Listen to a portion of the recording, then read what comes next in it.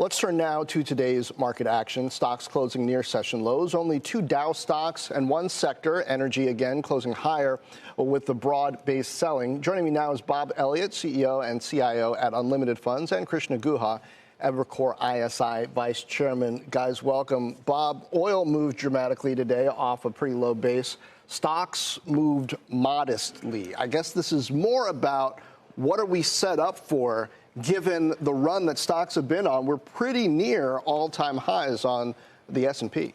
Yeah, I think in a lot of ways the market action more broadly is reasonably muted because I think there's a lot of questions here about how far this will go, whether it'll be, a tit for tat and then wrap up the way we've seen in previous instances, or whether this is going to be a more extended conflict in the Middle East. I think the thing that it highlights for most investors is that they're pretty unprepared for a war-like environment, right? Most investors holding 60-40 looked at the screens today and they saw both their stocks and their bonds selling off, with really the only asset providing true diversification in this moment was gold. Gold. You're like Rumpelstiltskin, only, without the hair obsession. You have good hair already.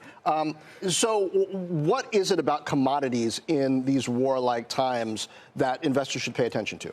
Well, I think it's really a twofold issue. One, of course, anytime you're engaged in a conflict with an oil-producing country, there's the question about whether those assets will get hit. And there's some ambiguity so far. There's no indication that those meaningful production facilities are being hit, but there's been some rhetoric late in the afternoon that suggests that maybe the opening up of conflict associated and targeting oil production facilities, given the retaliation of non-military targets that were hit in Israel. And so that's a real question there. The second, probably bigger issue, if you're sitting in the U.S. Economy, is that rise in oil prices combined with the fact that we got a reaffirmation of 55% tariffs from China.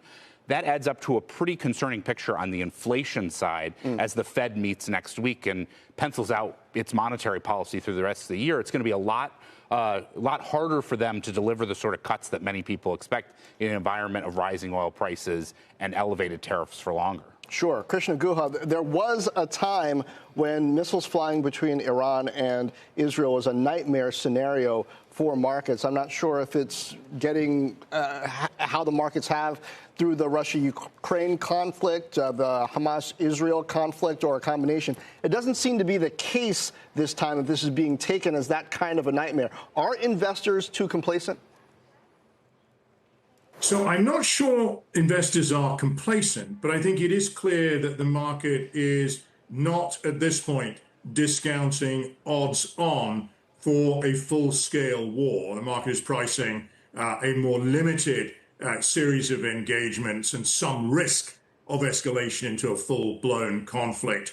In particular, as your previous guest has just noted, we haven't yet seen actions that directly target oil. We haven't seen the Israelis strike major Iranian oil installations. We haven't seen the Iranians threaten to or attempt to either strike Saudi or Gulf facilities or, which was always the most feared action, try to close the Straits of Hormuz. So right now, the market is, treating this as an engagement that is more serious than those short tit-for-tat episodes that preceded it, but that is probably not going to escalate into full-scale conflict. That may or may not be correct. So in a world where we already have these tariff turbulence moments in 2025, how does this affect the global picture as you see it for risk? Is risk particularly more pronounced now,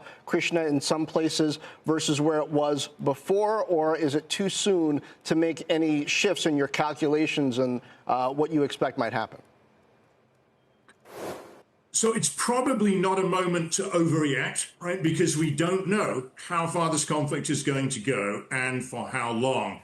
I think it does seem clear that this is not a one-day, one-time wonder of the kind that the market has absorbed quite well over the past year. This looks like something that's going to, and even in the baseline case, continue potentially for several weeks, an extended Israeli bombing campaign attempting to degrade Iran's nuclear facilities, but potentially, as your correspondent noted, more try to push for regime change. In the end, of course, the only sure guarantee would be for Israel would be a friendlier regime in Iran. So lots of big unanswered questions, but we don't know, whether we're on that path of ongoing escalation or whether after a period this thing will cool down.